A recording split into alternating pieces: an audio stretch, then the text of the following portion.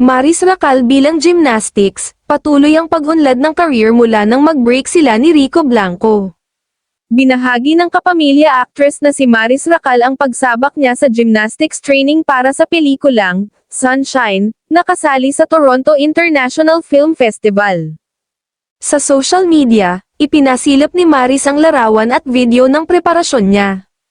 "Grabing sakit sa katawan ang pinagdaanan namin last 2023, ani Maris sa caption. Ang Sunshine, na idinirect ni Antoinette J. Dewan, ay ang natatanging Pinoy entry sa nasabing prestihiyosong film festival. Kwento ito ng isang gymnast na nadiskubring buntis siya habang nagsasanay para sa national team, samantala marami sa supporters ni Maris ang masaya sapagkat mukhang tamang desisyon ang iwan nito si Rico upang mas makapag-focus ang aktres sa kanyang showbiz career.